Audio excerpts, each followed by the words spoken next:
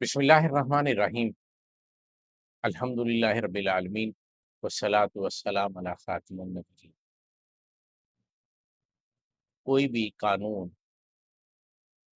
یا نظام اس وقت تک پروان نہیں چڑھ سکتا جب تک اس کے نافذ کرنے والوں کو احترام نہ دیا جائے،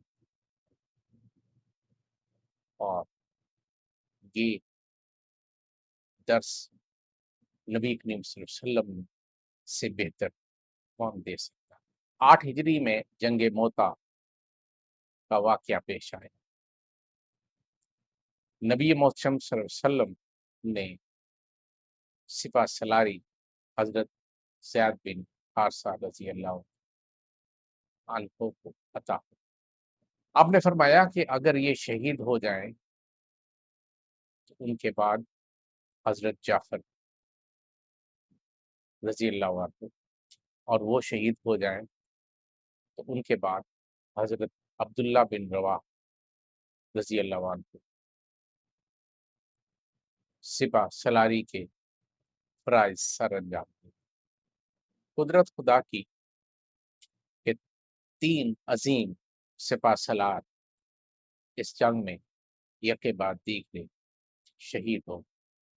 علم کا سر نگو ہونا شکست کی علامت سمجھا جاتا۔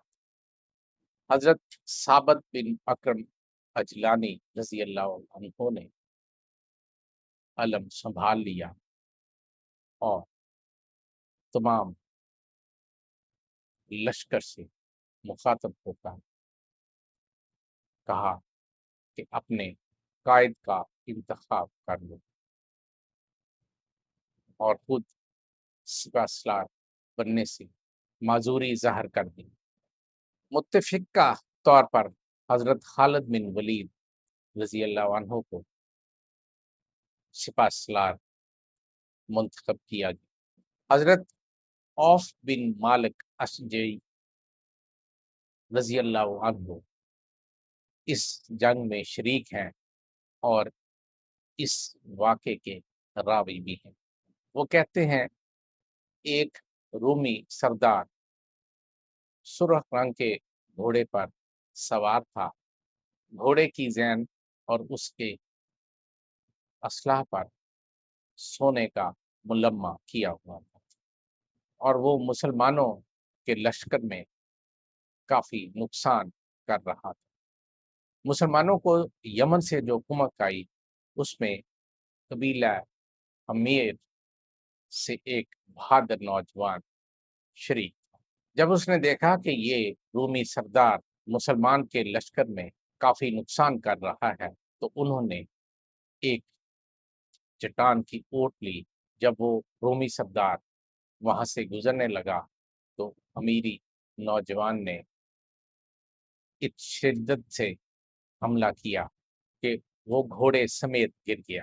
اس نے دیکھا کہ ایک نوجوان اس پر حملہ آور ہے۔ اس نے بھاگنے کی کوشش کی مگر وہ مارا گیا۔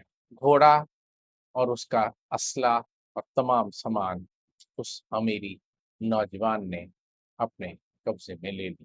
جب مسلمانوں کو فتح نصیب ہوئی تو حضرت خالد بن ولید رضی اللہ عنہ نے اس امیری نوجوان کی طرف پیغام بھیجا اور اسے کہا کہ وہ سامان جو مال غنیمت میں اسے حاصل ہوا ہے اس میں سے وہ سامان مجاہدین کے لشکر کے حوالے کر دیا۔ حضرت خالد بن ولید رضی اللہ عنہ کے اجتہاد کے مطابق یہ سامان ایک مجاہد کو ملنے والے سامان سے بہت زیادہ تھا۔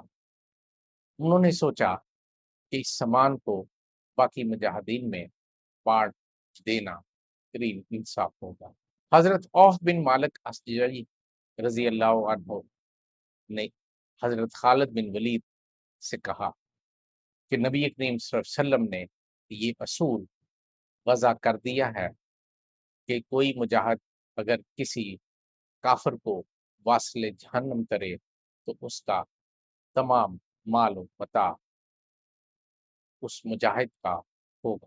حضرت خالد بن ولید رضی اللہ عنہ نے حضرت اوف بن مالک اشجعی رضی اللہ عنہ کے اس موقف سے اتفاق نہ کیا۔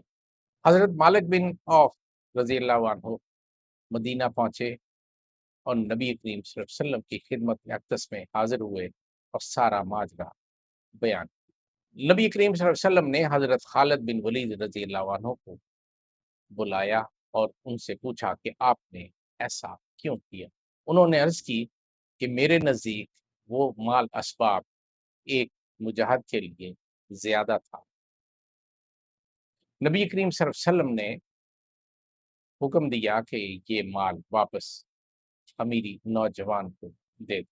حضرت اوف بن مالک رضی اللہ عنہ کے موقف کی تائید ہو گئی اور انہوں نے اس بات کو اس انداز میں لیا اور انہوں نے حضرت خالد بن ولید سے کہا، خالد مزہ چکھ لو، کیا میں نے نہیں کہا تھا کہ میری کا سامان اسے واپس لوٹا دے؟ آپ نے ایسا نہیں کیا تو میں نے رسول اللہ صلی اللہ علیہ وسلم سے شکایت کی اور آپ کو ایسا کرنا ہی پڑا۔ نبی کریم صلی اللہ علیہ وسلم کو جب یہ خبر ملی کہ حضرت خالد بن ولید کی تنقیص اور اہانت کی کوشش کی گئی ہے، آپ صلی اللہ علیہ وسلم نے حضرت خالد کو بلایا اور انہیں حکم دیا کہ اب آپ یہ مال واپس نہ کرنا۔ نبی کریم صلی اللہ علیہ وسلم نے یہ بہت بڑی ایڈمنسٹریٹو ریفارم انسانیت کو عطا کی۔ آپ صلی اللہ علیہ وسلم نے فرمایا، خالد اب اس کا سامان اس کو واپس نہ کرنا، اور پھر باقیوں سے مخاطب ہوئے اور فرمایا، کیا تم میرے مقرر کردہ عمرہ کو میرے لیے معاف نہیں کر سکتے؟ ان کے معاملے کا صاف صاف تمہارے لیے ہے اور گدلہ ان کے اپنے ذمے۔ نبی کریم صلی اللہ علیہ وسلم کے اپنے مقرر کردہ عمرہ کی حمایت اور تائید میں یہ موقف نہایت اعلیٰ اصلاح کی کوشش تنقیص اور اہانت کے بغیر ہونی چاہیے۔ وما توفیقی الا باللہ۔